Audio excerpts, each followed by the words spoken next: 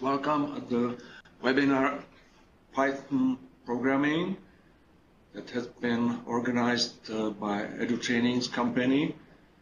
My name is František Dvořák and I'm a lecturer of the training Python 3 programming, 4 days long training that takes place, the nearest is on September 21st, and this webinar is basically selection of the slides and of the terms from the 4 days long training, and therefore the full sequence of slides has reasonable logic, but this selection not always follow the same logic.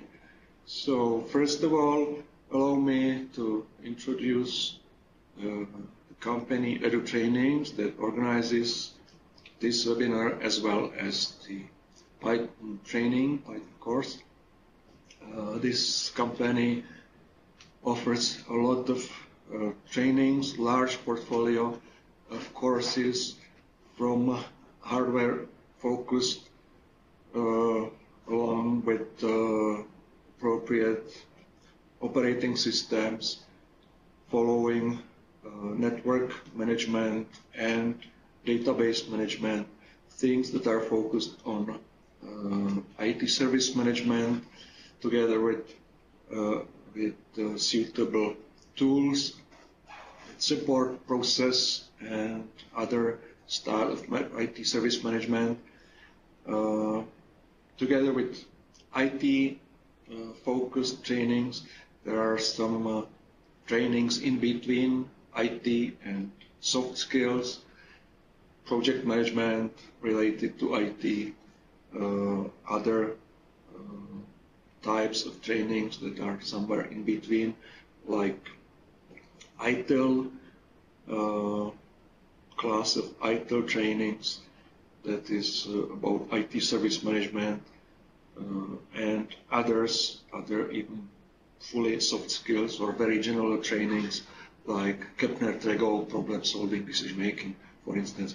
Full spectrum of the trainings is well described on web pages of EduTrainings that you can find on this web address, and it is described the full contents of these trainings and also the conditions for the service delivery, the training delivery. All these things are described on web pages, and you may also contact my colleagues from EduTrainings via this email address. Following slides are selected from the original Python programming training, and this is selection about 70 slides. Not each of them will be discussed in details. It's really a survey of the full training, and it allows you to imagine what's practiced during the 4 days long training. So just the webinar handout. The training and the slides for this webinar are based on Python 3. The course contents, the 4 days long course contents, is described on this slide. After introduction to Python that speaks about features, comparison with other programming languages, things like usability and supported platforms and so on. We'll see second module, which is about basic interaction, working with the Python interpret in interactive regime, as well as running program code as files, and other things that basically present examples of the syntax of Python programming language. Third chapter, converting data types, presents some very basic functions, primarily focused on calculations, on numeric numeric arguments, but definitely there are even more converting capabilities. Fourth chapter speaks about interaction with Python programs, input and output that is allowed by a really interactive contact with running program, as well as passing arguments to program when you start it, and writing and reading files. These are typical interactive steps. Fifth chapter speaks about flow control, which is primarily about branches and loops based on conditions.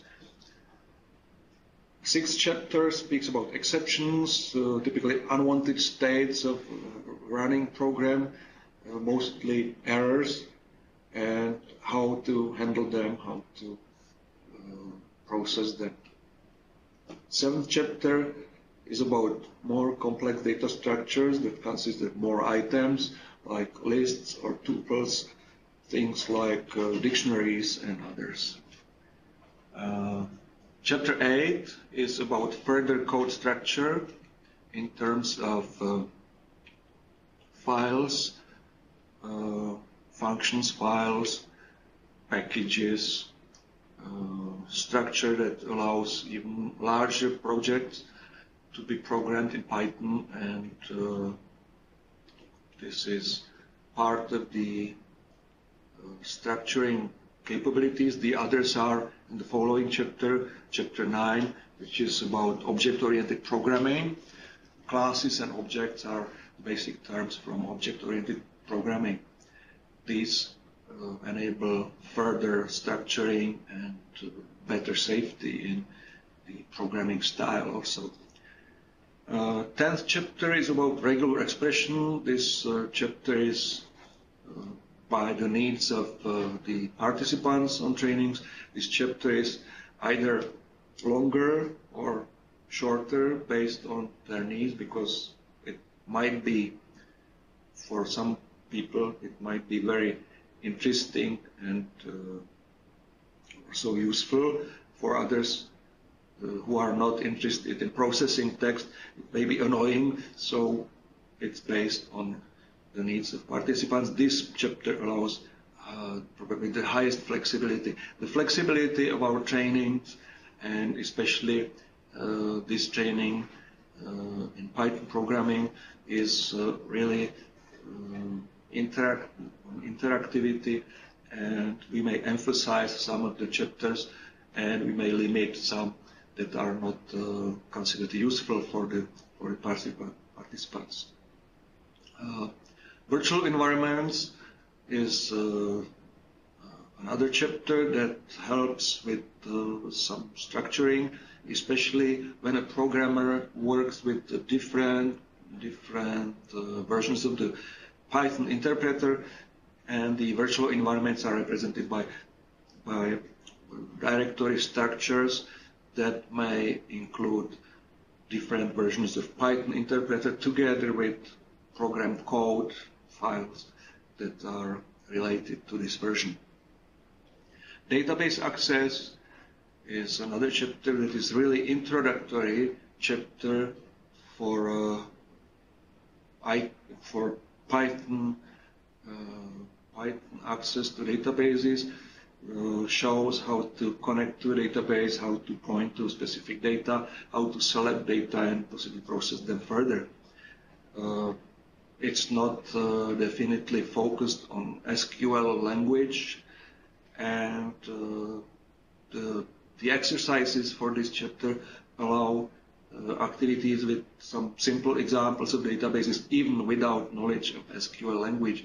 With some graphical environment, we may work with Python and graphical approach, graphical access to the databases. And there is no need to fully cover this chapter with SQL. It's not focused on it. The chapter 13 is about guides for other directions. If you are interested in building graphical environments or rather text processing, or calculations with large numbers, large data, and so on. So this gives some survey about standard libraries, other available code, and repository of the very large repository of Python programming code. This is the basic outline of the course content, the 4 days course contents. And in the following slides, we'll see rather some examples of programming code, and primarily it is focused on introduction, the capabilities, the most important capabilities of Python programming language. The characteristics and so on will be briefly described, and in the following chapter we'll already see the code and some tools of the Python. So the Python characteristics, it is general purpose language, widely used, and general purpose doesn't mean that it is a treatment for anything. Evidently, you may find areas where Python could be better utilized, and some that is not so, where it is not so suitable. But it is really general purpose, and some let's say disadvantages could be easily overcome. You can overcome them by additional libraries, programmed with programming languages C, C++, and potentially others. It's high-level programming language, of course. Important thing is that it is free and open source scripting language, and it allows object-oriented programming. It is fully object-oriented programming language, which doesn't mean that it is really that you are forced to use the style object-oriented programming, but it is fully equipped by the means of object-oriented programming. It's easy to learn and easy to use. Definitely, it is probably one of the most readable languages. The code is very readable, and you may keep survey of the structure easily. And many programmers say that you can write program code in Python 5 times faster than other programming languages. Of course, there are not any official statistics, and it is difficult to measure it, but it speaks about something important. You can start with Python as the first programming language at all if you are beginning programmers, and it's, I think, good to start with it if you don't want to program things too deep near the hardware. Then maybe other languages may help, like C language. The reason for it is that Python has automatic dynamic memory management, which is, first of all, some advantage for writing code. The programmer needn't think about how much specific variables or specific data structures increase or decrease the amount of needed memory and so on, because it's handled by the interpreter.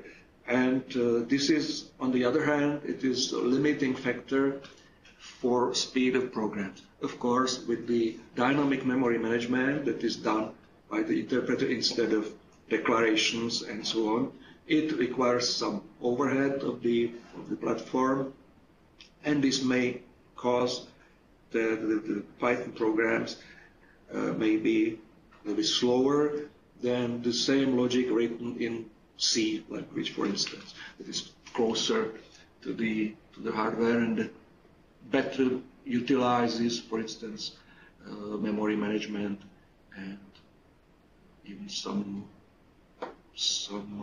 spaces and errors and things like these. Python is supported in many widespread operating systems, Unix, most Unixes and Linux distributions, as well as Windows platforms, unless you have some obscure older versions, of course. There are some less spread operating systems supported also, like old DOS, for instance, VMS and others, but most of the, let's say, widespread platforms are well supported. I was speaking about some disadvantages of the Python programming language, or the code written in Python. First of all, it's about the speed of running programs.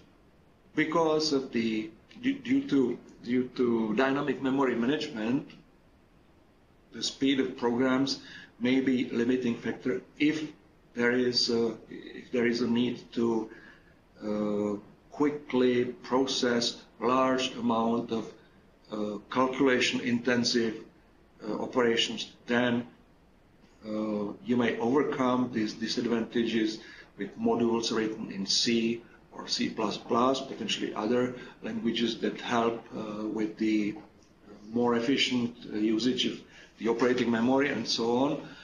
So even in this area, Python is reasonable if you combine the faster modules with the glue code, let's say, of Python.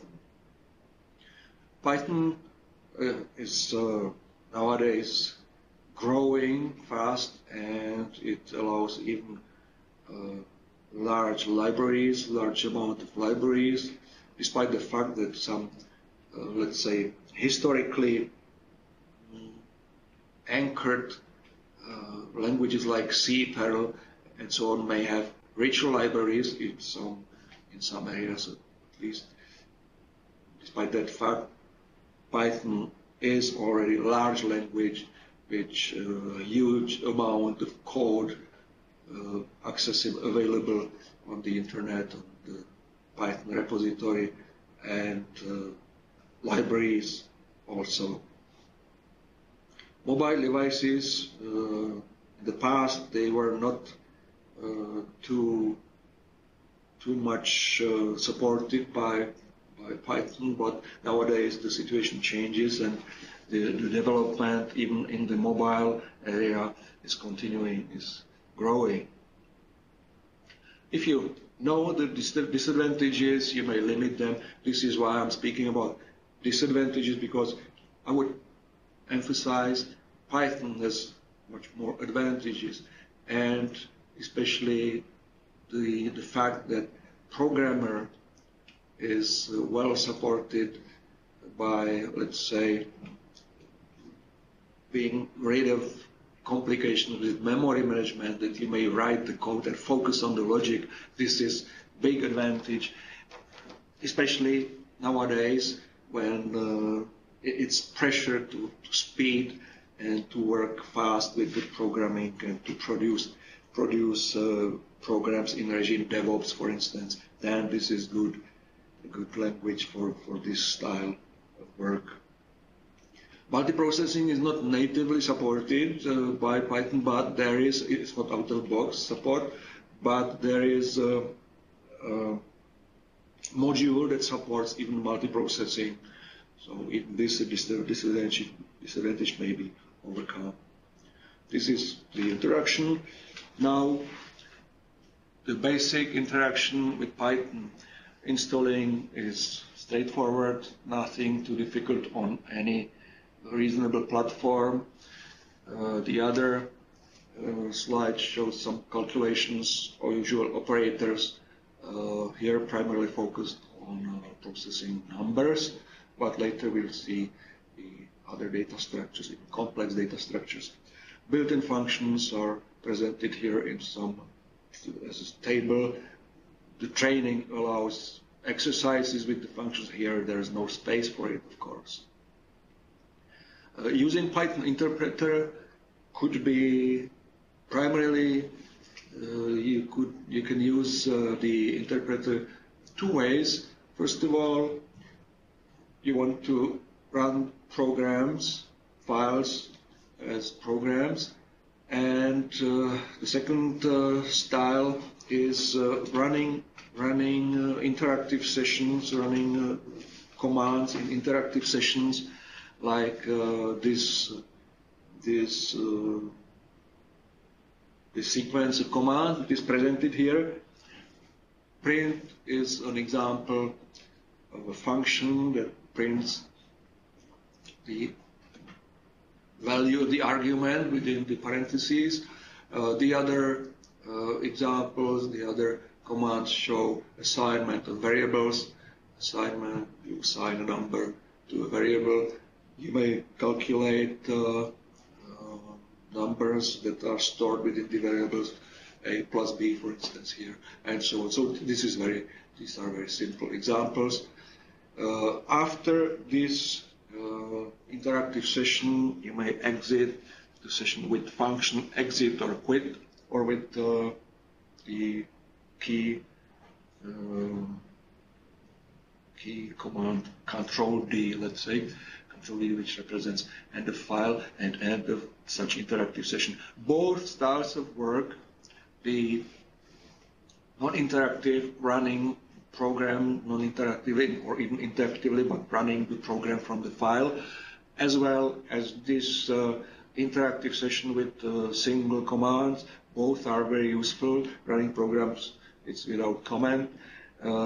This interactive approach may at least help you to verify some, let's say, syntax of single commands, and even resolve some simple examples interactively with the interpreter. If you want to run a command, a program, you may call it via Python, which is calling the interpreter, and you pass the name of the program file as an argument. If you, let's say, work on a Linux environment or Unix environment, you may also equip the program file here called prog1.py. Could be equipped with execute permissions with the command chmod, which is Unix or Linux command that allows running this file as a program. And based on the inner structure, of course, of the file, you may start the program just by the name or other means, without calling the interpreter, if it is defined at the beginning of the file. So these are the basic approaches, and both types of interaction are very useful. Basic syntax of Python is more described, of course, during the full training. Here, just the remarks about the structuring, about the structure of the code. You may notice that visual structure is the structuring capabilities of Python utilize indenting, which also graphically makes the program more readable, and it helps with simplicity, the program readability, and even better, let's say, resilience against errors. So these are the beginning lessons of syntax. Some operations with numbers. Here, the classes, the types of numbers that are processed by commands and functions of Python. These three types of numbers are integer, float, floating point, and complex numbers.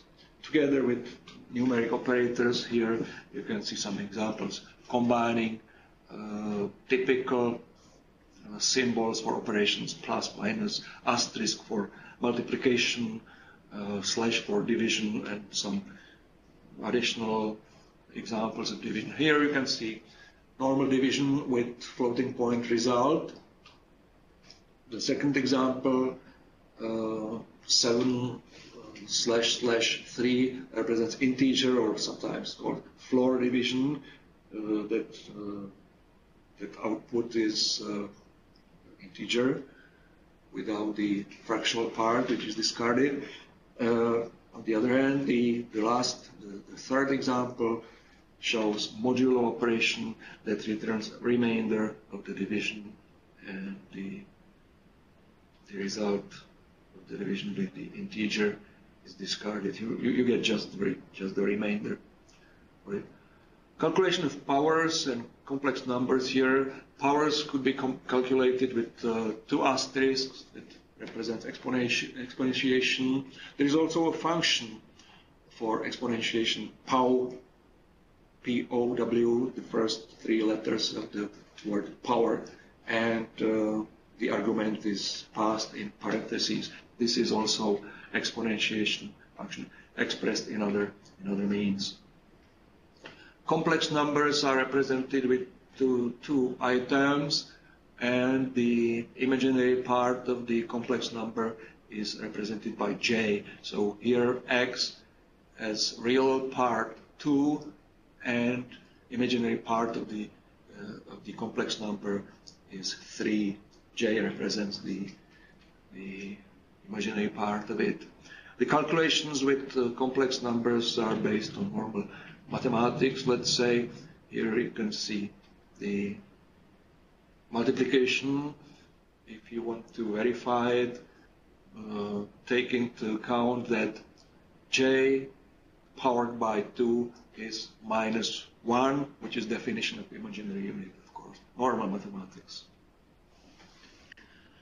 A table of numeric operators used in Python is here. It's not ordered by priorities. The priority table is the following slide, but it shows probably the most frequent operations and some, let's say, less usual, like C conjugated,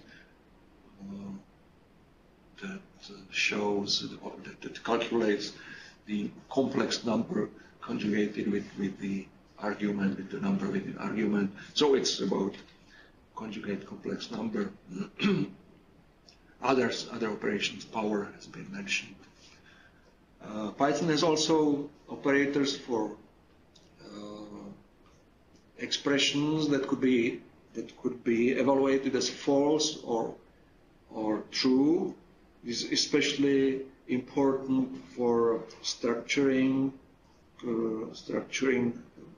programs and flow control, that and the expressions that are evaluated as true or false represent base for decisions whether to process the first, second, or other branch of a program when you use branching constructions, or whether to repeat some commands, the body of a loop command or not.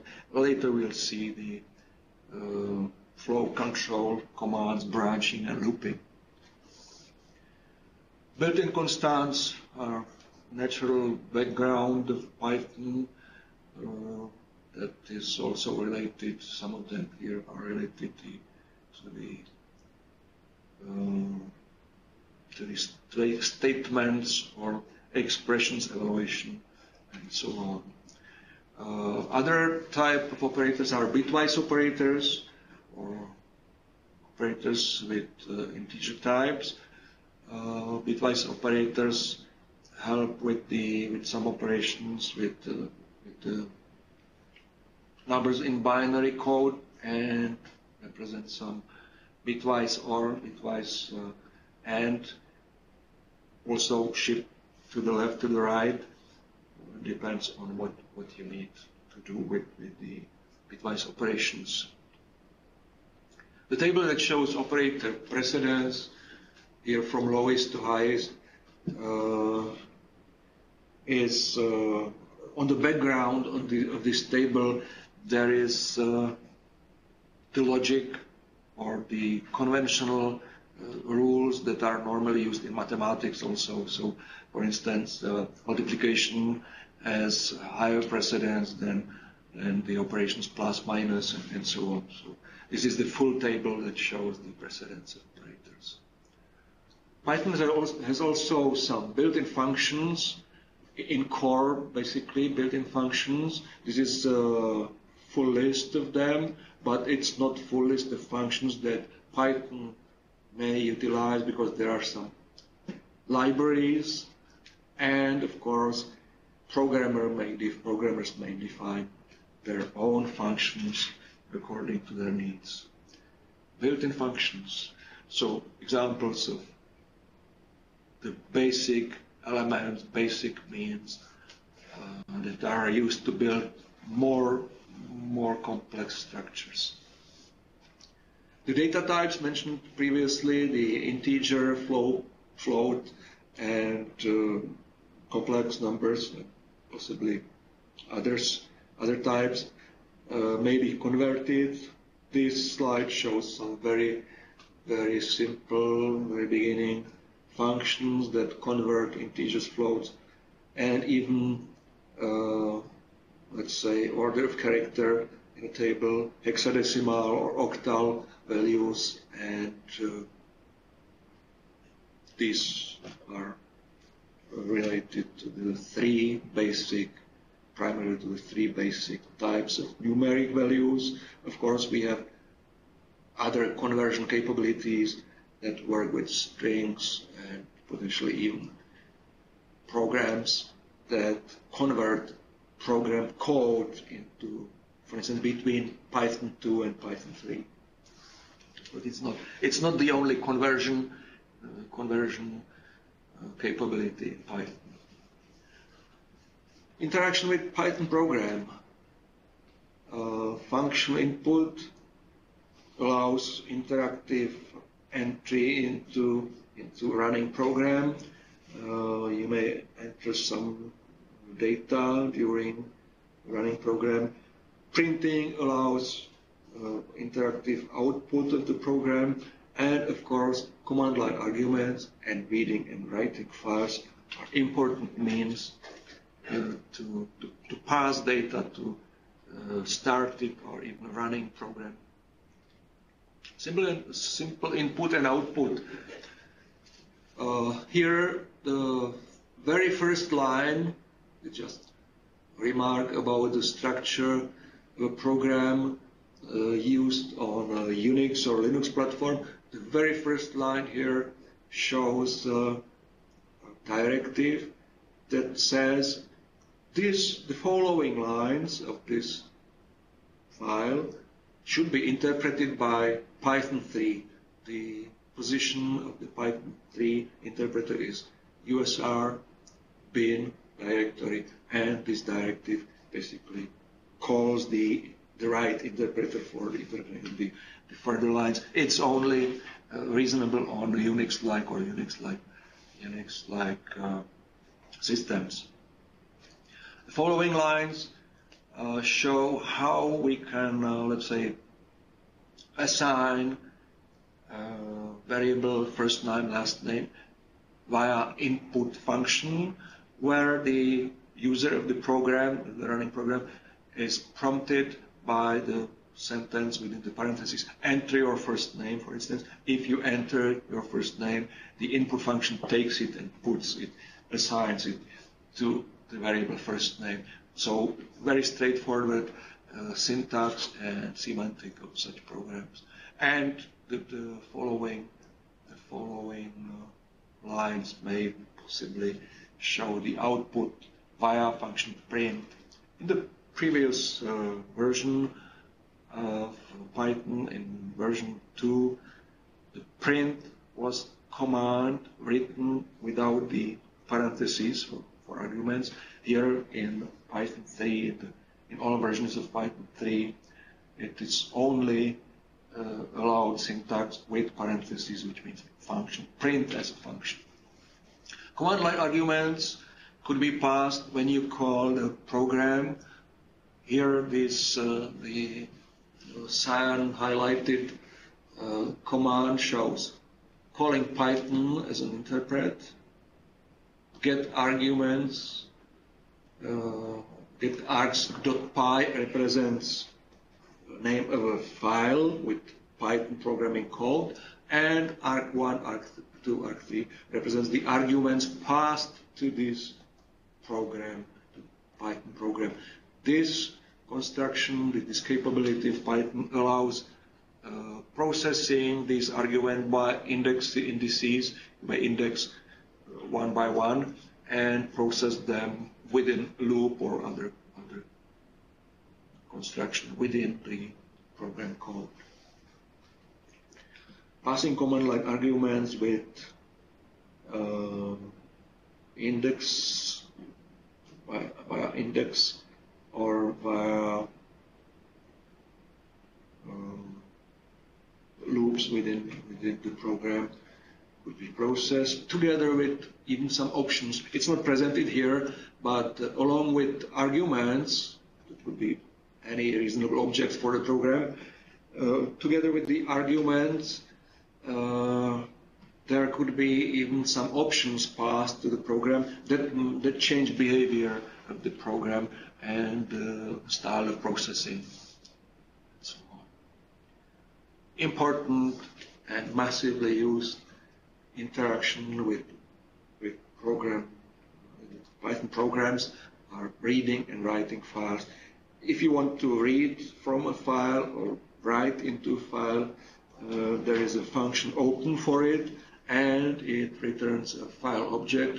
So, for instance, this highlighted example shows how we open a file, work file with mode for writing, and this opening function basically returns, helps the writing activity via file handle F that is here on the left side of this assignment. So you may work with the file originally named work file via F, for instance, .read and other things. This is open for reading. So opening files for writing and reading needn't be necessarily isolated. You may open it for combined access with some options, and it's more complex task that is not fully covered here, and that allows really many different approaches. Let's step further to flow control. Important part of any important capability of any programming language, any normal programming language. It is based on conditions. Conditions are represented typically by expressions evaluated as true or false, and depending on the evaluation, you may decide what branch of a branching construction is processed and possibly how much repetitions of a loop body would be processed. So these conditions, these statements or expressions are at the beginning of the branching or looping constructions. If condition else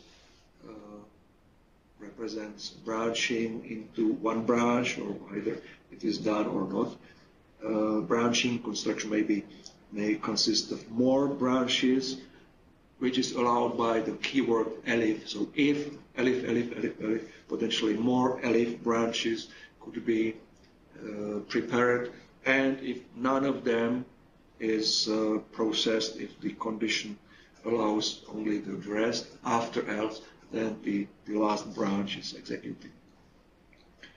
Loops, there are two types of loops in Python, which is sufficient, I think, and these are while loop and for loop. Later we'll see examples. Here you can see the examples of if else or is, if elif else, more complex, more branches within the branching construction. The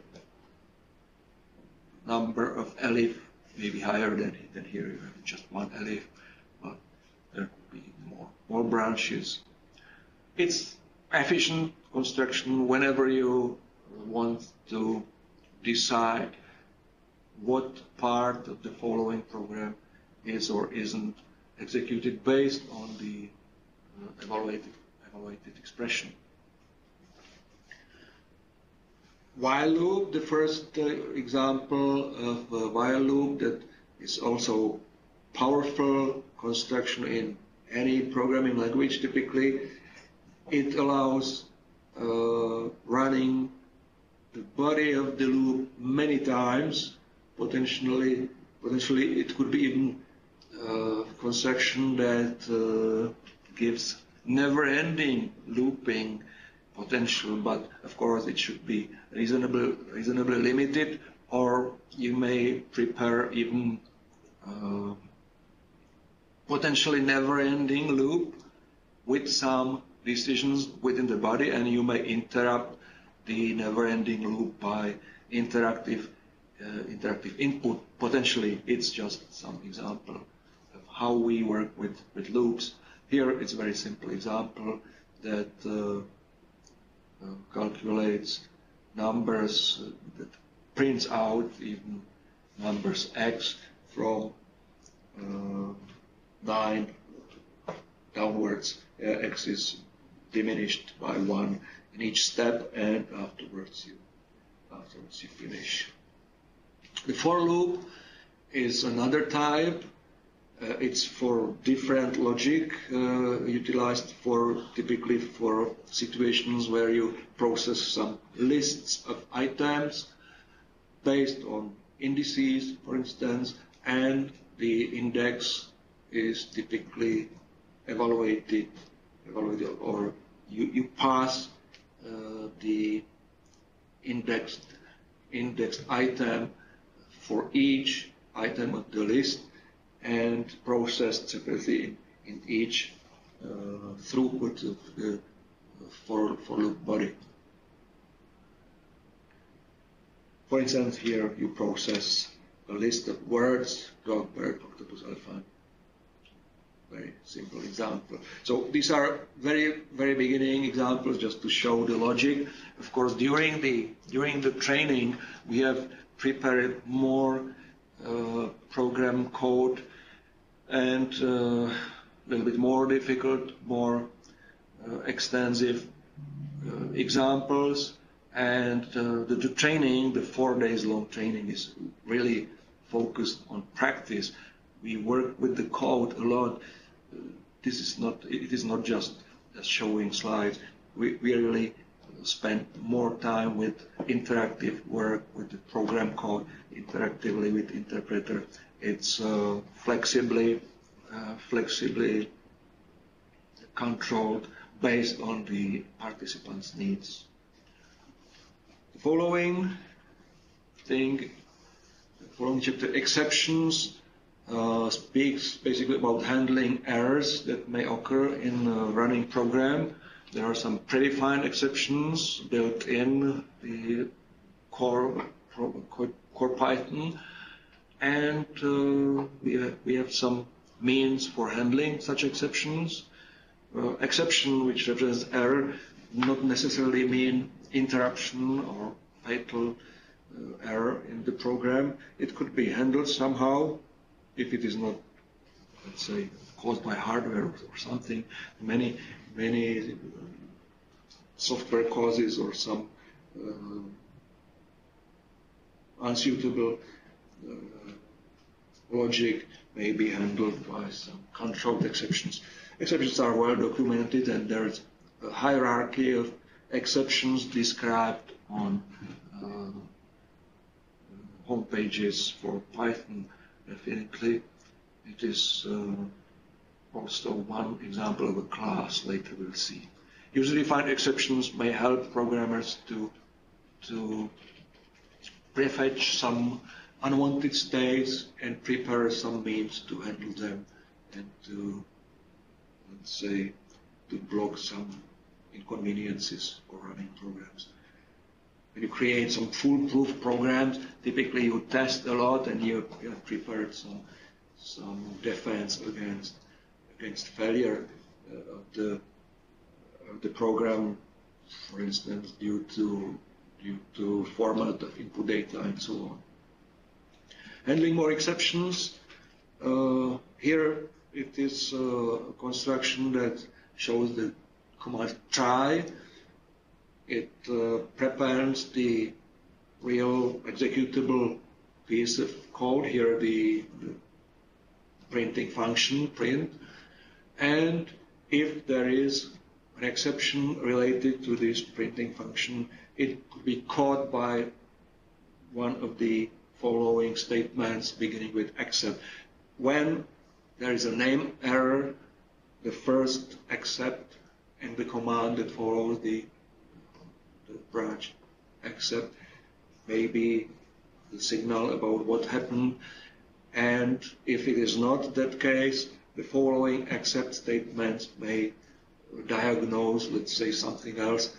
Of course, for this logic, it's good to have the most specific exceptions handled first, and the less specific, the more general exceptions handled further, to get as much specific answer, as much specific, let's say, diagnosis as possible. User-defined exceptions, another example how to extend capabilities of Python language and program.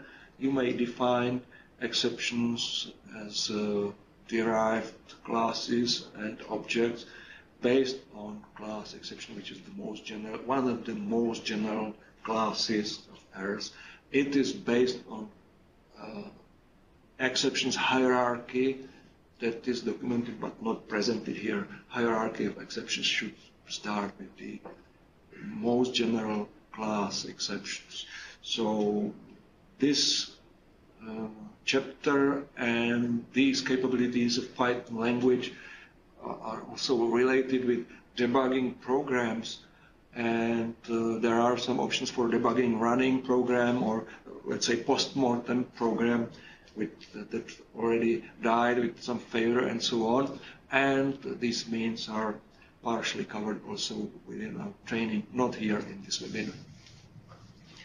Seventh chapter, compound data structures, show, let's say, examples or categories rather, categories of data structures that are typically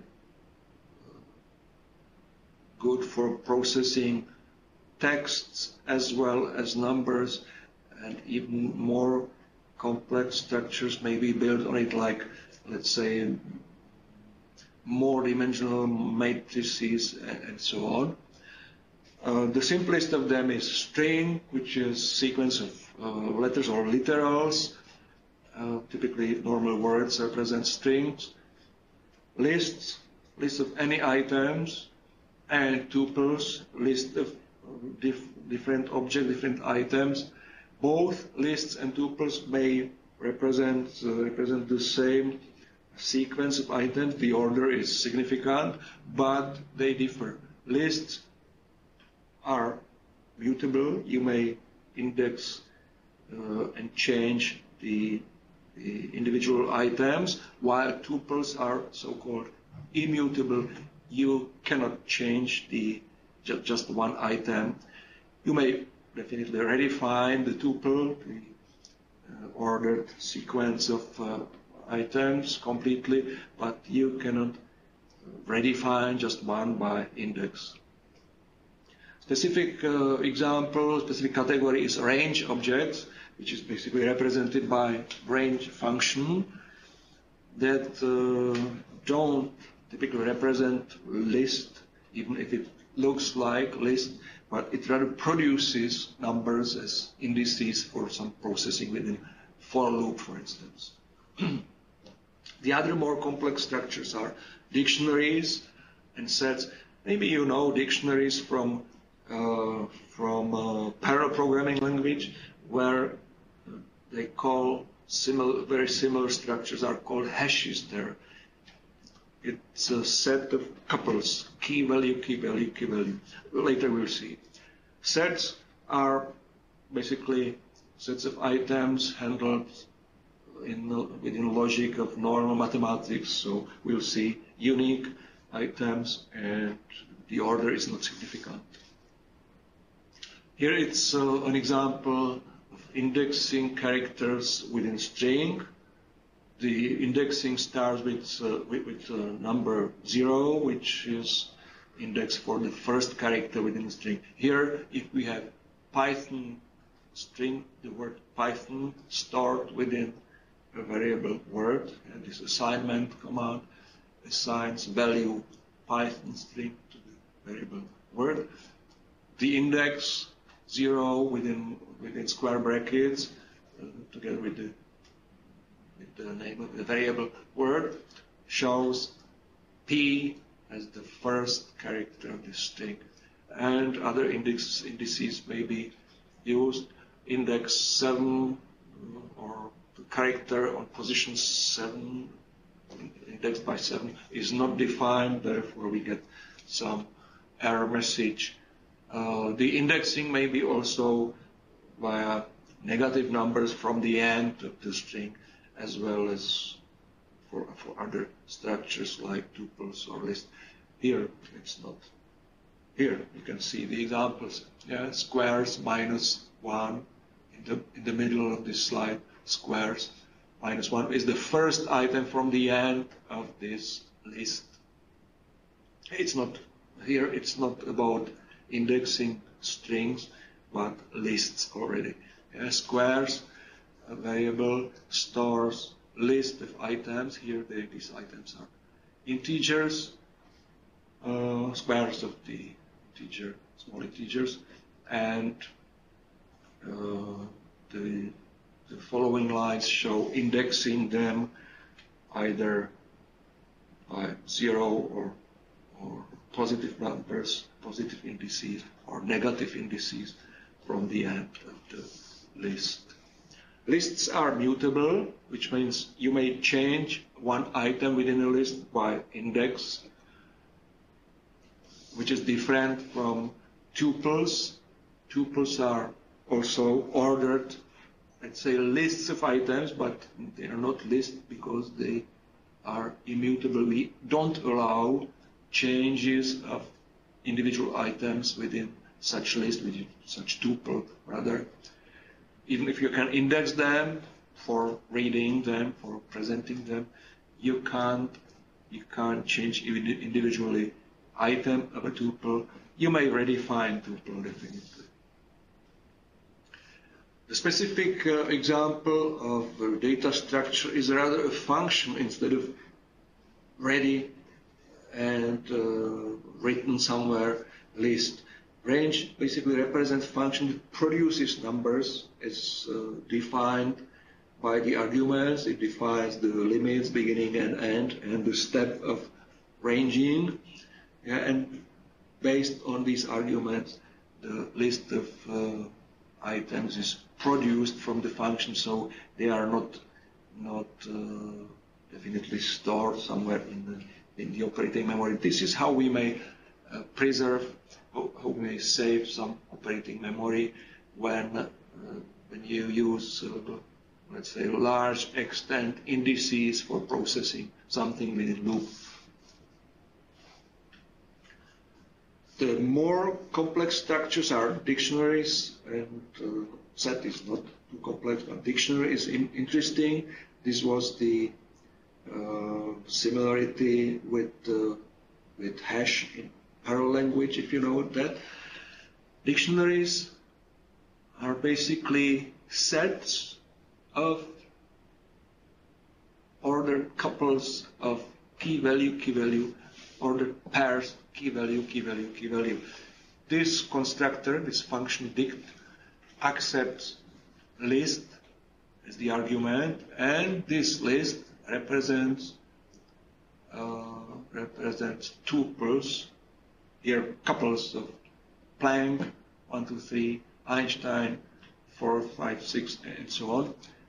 Couples of key value, pairs of key value, items, and they basically represent the dictionary. You may imagine that such things reflect the real dictionaries, for instance, English Czech, Czech English, or Czech German, translation of words into their equivalents in the opposite, the other language. So Planck 1 to 3 is the example of coding or translation, or maybe used for other purposes, definitely. The inspiration is from the natural languages. Dictionaries and how to work with them, how to, let's say, select some items, how to present the keys and values. There are operations for it.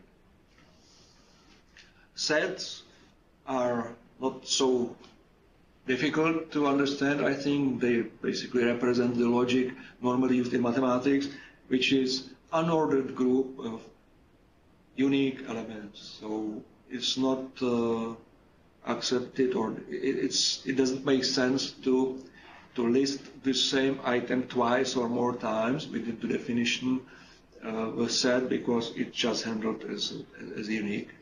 Blue, green, yellow, orange, red, these are unique. If there is some repeating item, then the set is basically only the unique part of the list. It's not a list because it's not ordered. Yeah? Here, the order is not significant for definition of sets, as well as in mathematics, of course. So these were some more complex structures, and we step further to code structure. Code structure is a powerful tool for readability, powerful approach to readability of programs. It allows also writing a piece of program once and call it many times, functions. Modules represent structuring capability that allows constructions or projects that consist of more files, more even hierarchical structure is allowed by packages. Packages represent files within a hierarchic directory structure grouped together for running some, for processing some things. Classes and objects are parts of the basic terms of object-oriented programming, which is also another powerful capability. Function example in a script. Function definition, which means user or programmer defined function, starts, the definition starts with the word def. Name of the function follows with arguments within parentheses, possibly document string within triple quotes, for instance. The body of function or the commands within it include here also some loops and while loop, and the result of running such function is, can be seen below on the bottom of this slide. So this is about functions, much more covered within the full training, 4 days long training, as well as modules. Modules are basically files with the program code. There's a convention that says name the Python program with a name ending with .py or .py. It's not strictly required, but it's useful to follow this convention. And these modules could be utilized by importing them into main program.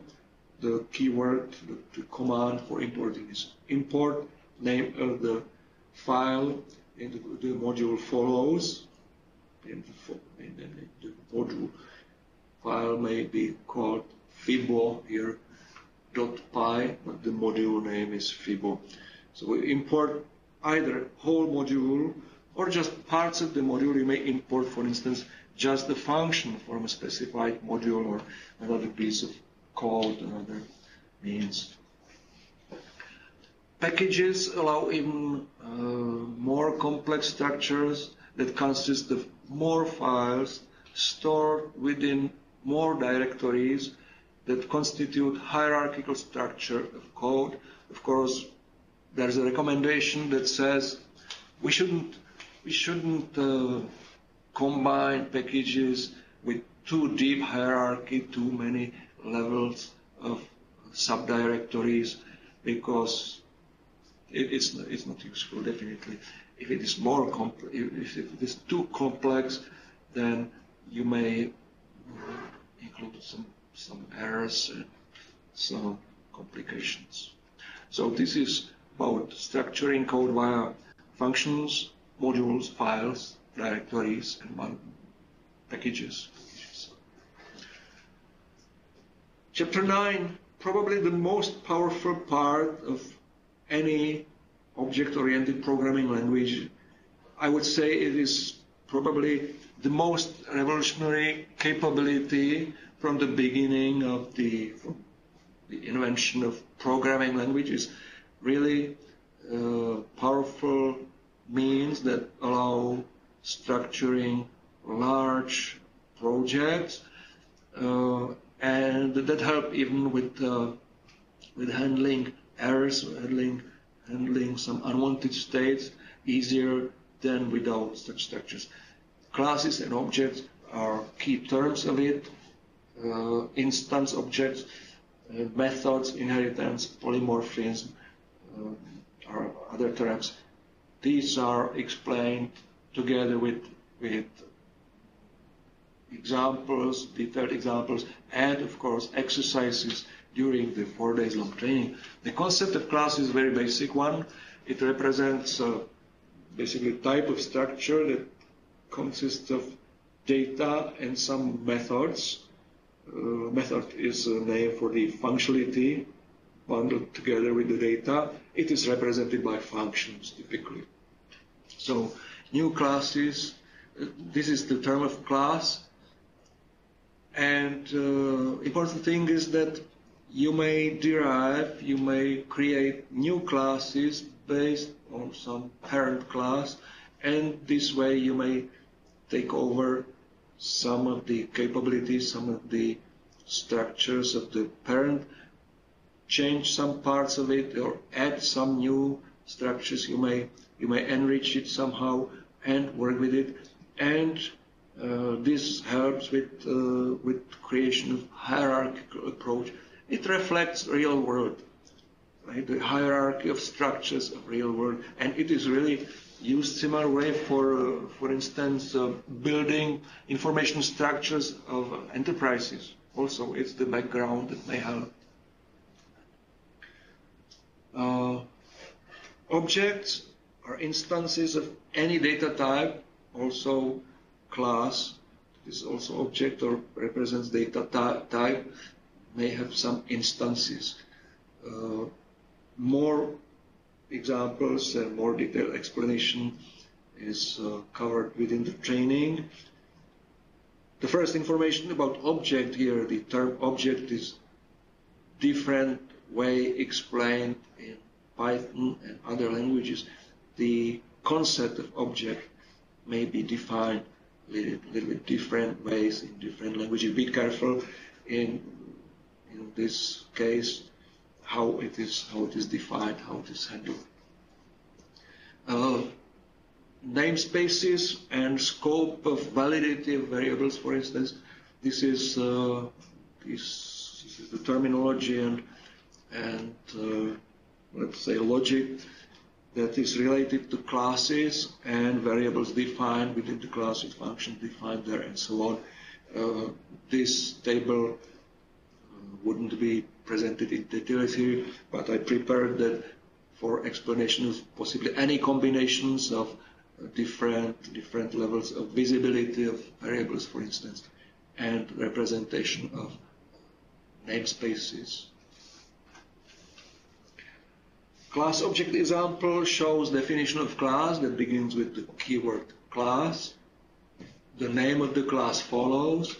Below, you can see that the second highlighted line is documentation string within the triple quotes. Some data in form of variables assigned, some functions, and other things may be defined as parts of the class. Of course, data and functionality is the essential meaning of the class. Instance objects represent some data attributes and methods derived from the class. They have some more specific. We speak about instance object if there is more specific contents of this thing, and Python also speaks about classes. Classes is one kind of object. Instance of class represents object, more specific object, let's say.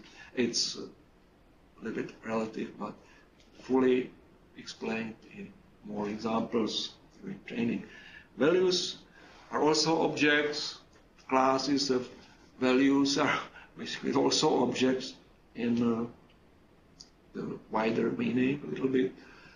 And the essential moment, essential distinguishing moment between classes and objects or instances of them is how we derive them, how they are related to each other, how inheritance of them is, let's say, utilized. Inheritance is another interesting and important part of the object-oriented concept.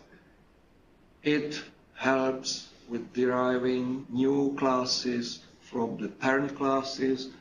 I already mentioned them, and Python also allows multiple inheritance, which means you may prepare a new class based on 2 or even more parents. So it inherits, the new class inherits the equipment, the components of structure of the parent classes, even if there are more parents.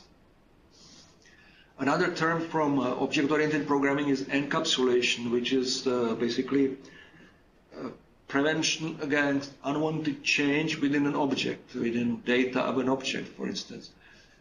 This is supported in Python with some limitation. If you are a programmer that really wants to change the data within an object, you may prepare a piece of code that directly changes the data within an object. But the prevention is realized here in Python by special naming convention. So if you follow the naming convention, which is simple with some, let's say, underscore names and so on, then you shouldn't change the contents, the data within an object accidentally, unintentionally, I mean.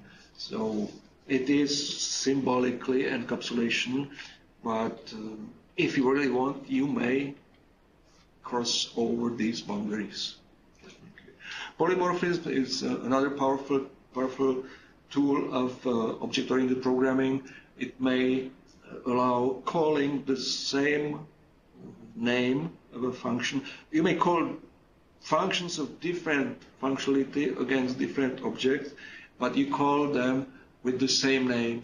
The same name of function calls different functionality if it is used against different classes or different objects. This is how we simplify some things for users. Users don't distinguish the name, the call function, and it does what is appropriate for the specific object. This is polymorphism. The chapter regular expressions has been mentioned as very flexible because it is a lot of things that could be explained, a lot of meta characters. Here you can see the list of the single only meta characters combined with other literals, and longer sequences of such meta characters and literals. This may represent some specific regular expressions that describe patterns, that describe shape of some strings of a text that you want to process. And with these regular expressions, you may, for instance, look for some specific strings within the log files, or basically you may create you may utilize this concept of regular expressions as a very general means for processing any textual data, any text, structured, non-structured, depends on what you want and what you need. Before the regular expression is, let's say, matched to specific parts of the processed text, you compile them into pattern objects, and then this is compared, or this is used to matching or changing, substitution of some pieces of text, and so on. So regular expression is a very powerful tool for processing textual data. The 11th chapter is about virtual environments and package management, which is not very, the logic is not so complex.